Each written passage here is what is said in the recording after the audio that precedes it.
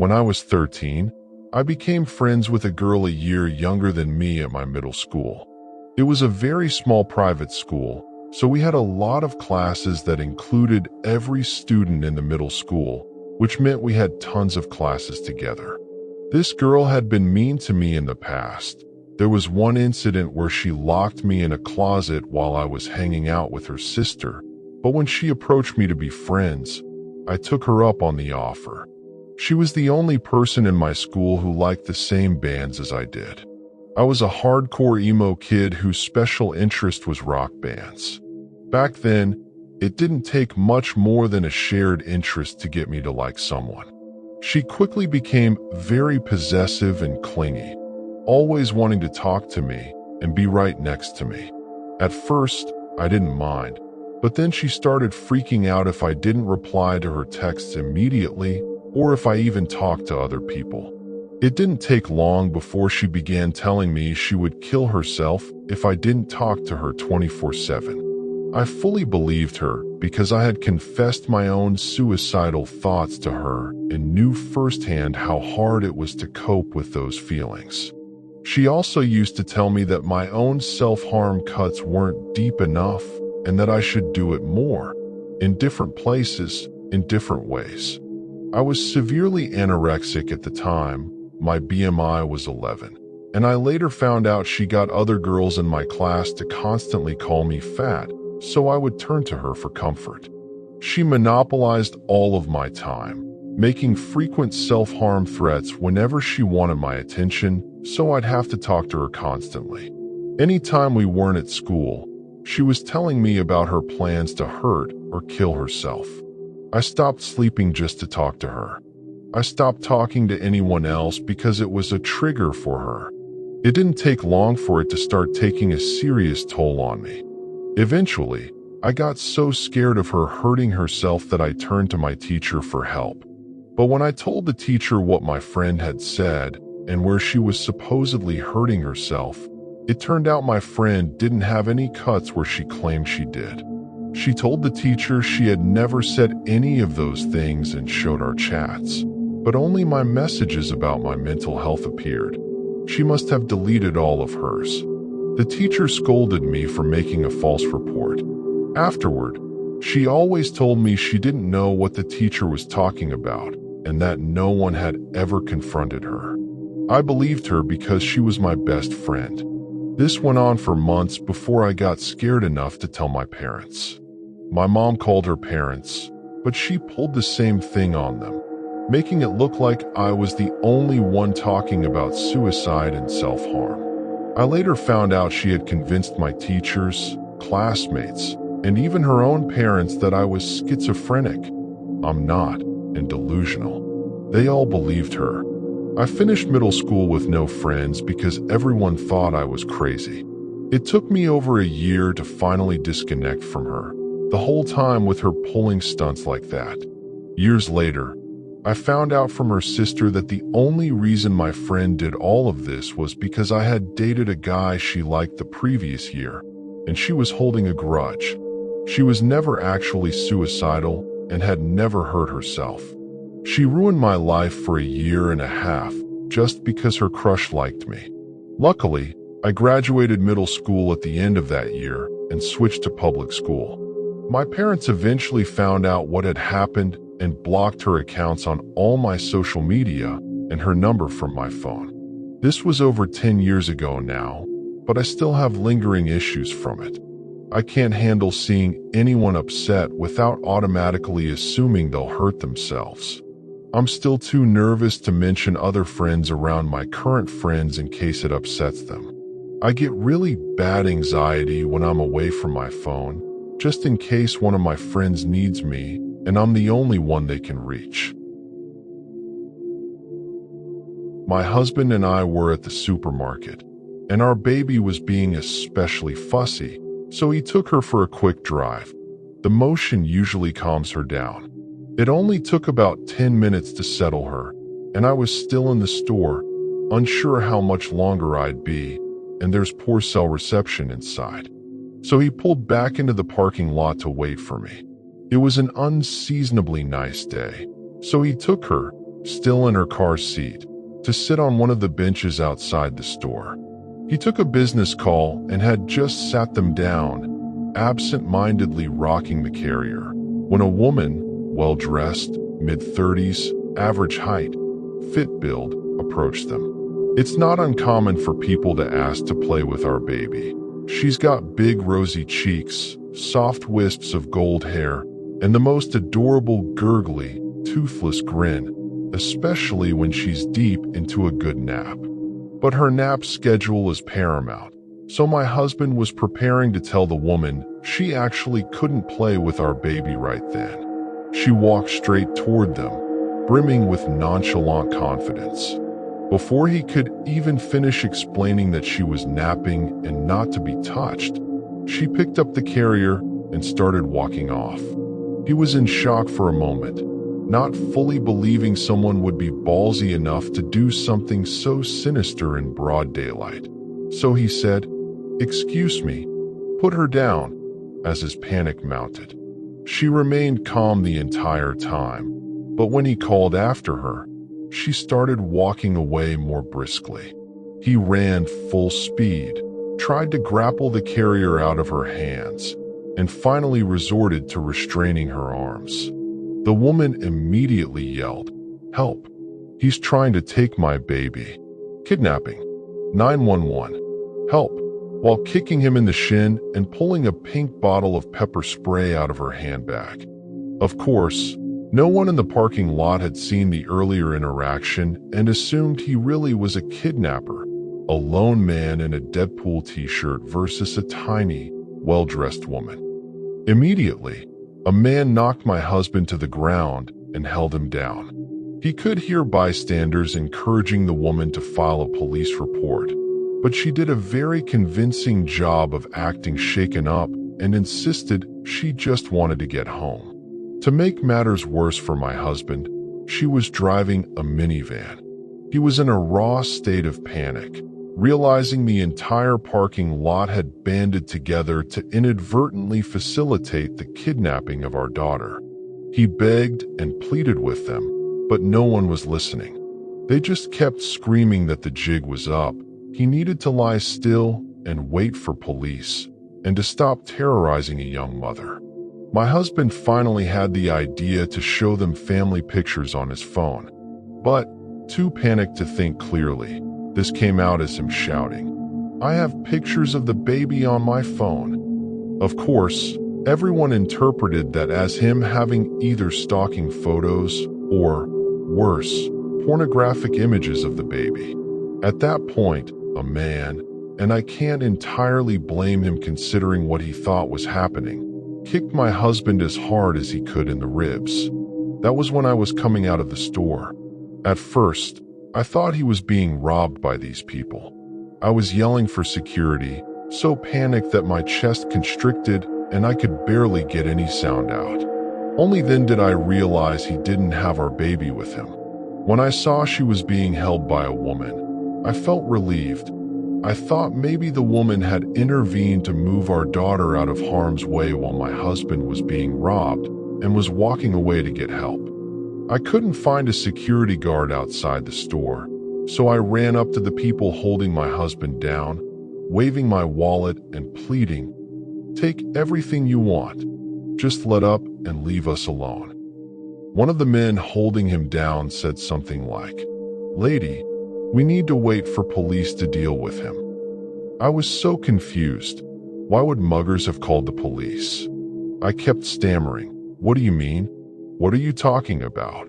and made out someone saying he tried to abduct that woman's kid. I didn't understand and was sure I'd misheard. My husband would never hurt a child, and we have 4 kids. If he were going to commit a crime, bringing home another kid would be at the bottom of his list. I kept trying to process what the man was saying, and suddenly it all clicked. I looked around for the woman with the baby carrier. She was halfway across the parking lot.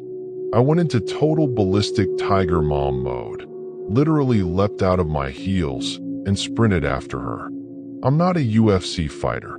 I've never even taken a self-defense class. All I could think to do was grab her by the hair and squeeze her throat with my other hand, which didn't do much. She was still getting away even as I grappled with her. Amazingly, none of the other bystanders had yet connected that my husband was telling the truth, and this woman was absconding with my baby. I yanked on her hair as hard as I could, and that was enough to make her drop the carrier. I was so scared and surprised that I just threw myself on top of it, covering the entire thing like a blanket, and stayed that way without saying or doing anything else. The woman left. Not one person tried to stop her, even though she was clearly leaving without the child she claimed was hers, which would be pretty damn incriminating if anyone had watched the scene unfold. Within the next couple of minutes, police arrived. After all that, there were still several bystanders explaining it to the officers as my husband trying to kidnap the baby. To my horror, the police initially assumed she must not have had bad intentions. The first questions they asked me after getting her description weren't investigative. They were thinly veiled attempts to convince me not to pursue charges, still placing blame on my husband. A small sampling. Do your husband and the baby look dissimilar? Is there a chance she thought he was abducting the baby and she was trying to intervene? Could your husband have been doing something inappropriate or violent to the baby that would make her feel compelled to extricate the baby from the situation? Did she seem groggy or confused? Could she have mistaken either of them for her own family members? They spent more time verifying that the baby was actually mine than they did concerning themselves with the fact that the baby was not actually hers. My husband had called his brother at that point. He works in an office with a lot of lawyers, and quickly connected with one who gave us priceless advice. Get every officer's name and badge number, request copies of the store's security tapes right away, and escalate the complaint higher up the chain if these officers weren't taking us seriously. Finally, we had reason to believe we were being taken seriously. We went home and both just shook and cried until we had to pick up our other kids from school. My husband is seething with rage and grappling with a feeling of helplessness from how little he was able to do. He has 2 cracked ribs from when the man kicked him. To the officer's credit, they did ask if he'd like to press charges against the man. But considering the guy was genuinely convinced at the time that he was intervening in a kidnapping, stayed to talk to police, and apologized profusely when the truth became clear, my husband declined. Amazingly and frustratingly, there were still people who stuck around to talk to police and gave my husband dirty looks. One man even implored the police to involve CPS to verify it was really our baby. I work as a nurse in the post-surgical unit of the biggest hospital in my city. Patients come from hundreds of miles away to get their operations here. The surgeons are known to be the best. But what we don't tell the patients, what we're not supposed to tell them, is that there are ghosts here. Just like in any other hospital, people pass away, and sometimes their spirits linger. Or maybe it's just a fragment of them that remains behind, something science can't explain yet. There have been more than a few events that have raised the hair on the back of my neck, and some have sent me into full-on hysterical screaming fits. But those kinds of reactions are frowned upon in the hospital, so I try to stay calm. A few months ago, a patient told me she felt like there were 3 other people in the ward room with her, one in each of the other 3 beds. They were talking back and forth, whispering, she said. The weird thing was, she was completely alone in the 4-bedroom. I pulled back the curtains and showed her myself. All the other beds were empty, and there were no visitors or staff in the room with her. As if that weren't disturbing enough, a few weeks later a different patient said the exact same thing after being left alone in that same room. She described it identically. They were whispering back and forth, and it was keeping her awake. I felt a chill run up my spine when she told me, but I reassured her the room was empty and that she was simply imagining things. People have enough to worry about when they're recovering from surgery. We don't need them fretting about specters and ghosts when they should be focused on physio, discharge appointments, lifting restrictions, and medication adjustments. So we keep these stories to ourselves. Some nurses said they couldn't sleep in a certain storage room during breaks on night shift because they'd had too many bad experiences there. When I asked, they said they'd had vivid bad dreams and felt like someone was in the room with them, standing over them while they slept. I didn't believe in that stuff myself, so I decided to sleep in there during a night shift to find out firsthand why no one else wanted to use it as a nap room. I had the most realistic waking dream I've ever experienced. I woke up in the storage room and felt like someone was there with me, watching from the corner, their dark outline visible in the dim light. When I tried to turn on the lights, they didn't work. The door wouldn't open. And for some reason, in this dream that felt completely real, I chose to lie back down and go to sleep again while the thing crept closer and closer. It vanished only to reappear right above me. It felt like my eyes were open the whole time, and I was paralyzed, forced to watch as it hovered over me. For what felt like hours, it just watched me while I slept, as I struggled and couldn't move. I finally snapped out of it, finished my break early, went back to work, and tried to forget the horrible experience. But I refused to sleep in that storage room again. There's another event that haunts me to this day, especially since I'm heading in for a night shift right now, in just a few minutes. Last week on night shift, another nurse told me a story that's been occupying my mind more and more, especially when I'm alone in the break room at night. We have a staff room with 2 small couches and a TV. Some nurses go in there to sleep during breaks on night shift, and we try our best not to wake them. She was sleeping on one of the couches one night when a bright light woke her up. There's an adjoining room with a bathroom and lockers, so she figured one of the nurses had gone in there and left the light on. I looked over at the door, she told me. You know how it has that little glass window, and you can see through to the other side? Yeah, I said. I see it every day. So there's this woman on the other side of the door, and she's looking at me through the glass. I got shivers up my spine when she said that. Maybe because it was night shift, maybe because that was exactly where I was planning to take my break in an hour to try to sleep. And so I see her there, but she's not really looking at me. She's just staring straight ahead. The first thing I notice is her hair, very old-fashioned, not like anything you'd see today, like from the 70s or earlier maybe. And she's wearing these funky blue pinstripe scrubs and a nurse's cap. Nobody wears a cap anymore. And those scrubs, they look just like the ones on display in the lobby, you know? The old ones from way back when. I was nodding along, able to picture it perfectly, as if I'd been there with her. Another nurse walked in and overheard us. What are you guys talking about?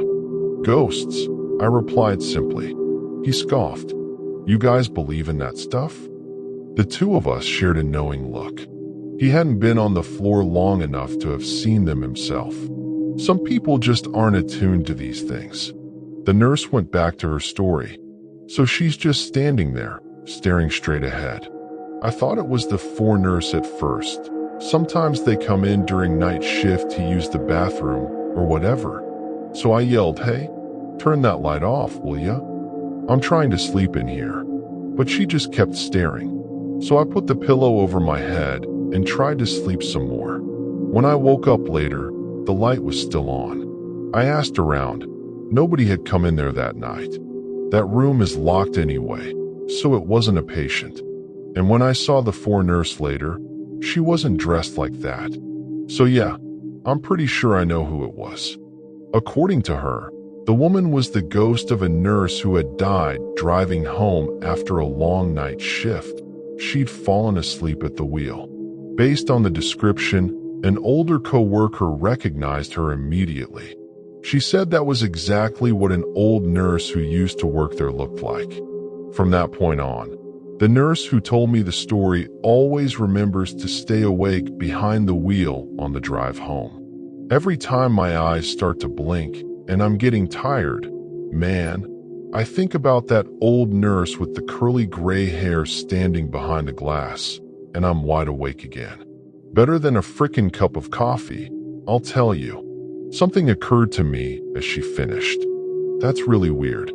My patient in room 14 told me last night that someone kept peeking their head into the room and looking at them. Sometimes they'd stand in the doorway and just stare for a while. She said the person had a very old-fashioned haircut and old-fashioned scrubs. She thought it was a ghost, or maybe a hallucination. Ghosts and hallucinations are commonplace on the post-surgical floor, and sometimes it's hard to tell the difference. Pain medication-induced post-operative delirium isn't uncommon, especially in the elderly. She thought it was the Dilaudid. So none of that tonight, just sticking with Tylenol. Good idea, the other nurse said, and I excused myself. I figured I'd check on my patients, especially the ones in room 14. I was somewhat unsurprised to see a woman in blue pinstripe scrubs with a cap looking in at them from the doorway. Despite my terror, I started walking on shaky legs down the hall toward her. She turned to look at me, then moved away from the patient's room and headed down the side hall at the end of the unit. I ran to catch up, needing to see for myself who she was. When I reached the end of the hall, I looked left. She was gone, but it had only been a few seconds. I ran down the short hallway to the next corridor, this one much longer. She couldn't have disappeared so quickly unless she'd gone into a patient room. But again, she was gone. My heart hammering in my chest, I refused to believe it was a ghost. Such things didn't exist. They just couldn't. Room 9 was the only one she could have ducked into that quickly. I went in and found all the patients wide awake, despite it being 3 a.m. Everyone should have been asleep. It's freezing in here. Can you get me a warm blanket? Asked the patient by the door. I told her I would, and she nearly screamed in fright. Oh my goodness, the old woman said, startled. I didn't see you there. So who were you talking to? I asked. The other nurse. The one who just came in. Where did she go? I felt a presence behind me and looked to see the shape of something moving, but then it was gone, like a wisp of smoke on a windy day. Not wanting to tell the woman it had been a ghost, I made up an excuse and said I'd get her a warm blanket. Nothing seemed to help, though. None of the patients in that room slept well that night, if at all. They kept saying they felt like something was lying in the bed right next to them. Come to think of it, it's the same room where patients kept imagining other people were in there with them. Except this time, it really was full.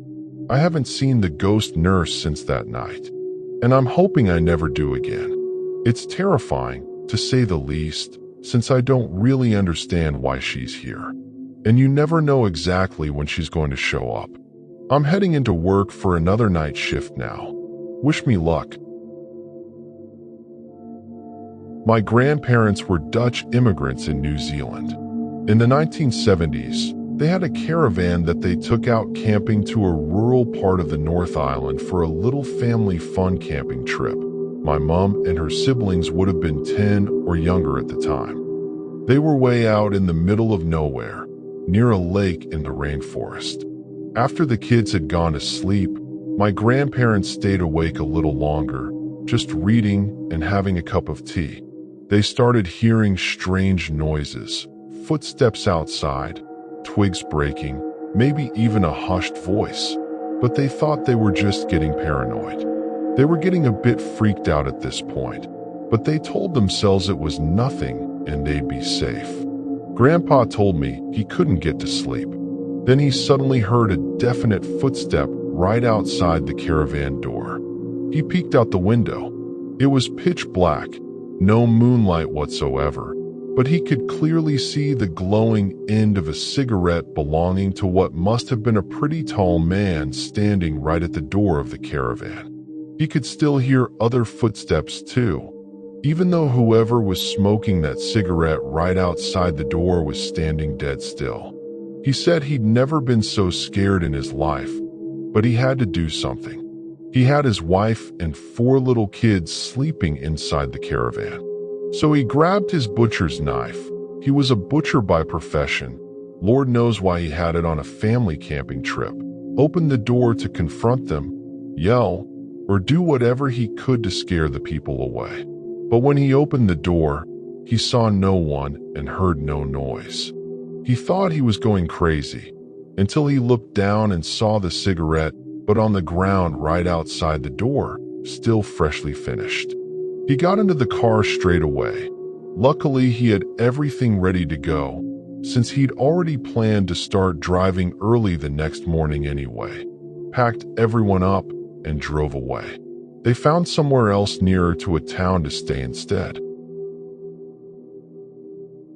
My dad's story happened when he was young. He was at home with his mom.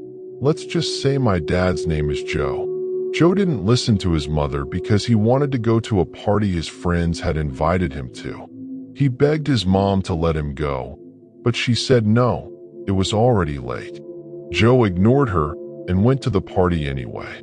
His mom warned him that something horrible was going to happen outside, but Joe still left. Hours later, it was really late, around 2:30, almost 3 a.m., and he was walking home. While walking, he started hearing something behind him. He looked back, but saw nothing. After a few minutes, he kept hearing it again. He looked back and saw a dog with a pig's body a few feet away. He was confused but kept walking. A little while later, he got chills, chicken skin, and looked back again. This time, he saw a full pig. Now he was scared. He was almost home. After some more time, he looked back and saw even more pigs following him. This time, they were baby pigs. He took another look, and there were more. He started praying hard for the pigs to disappear. When he looked back again, they were gone.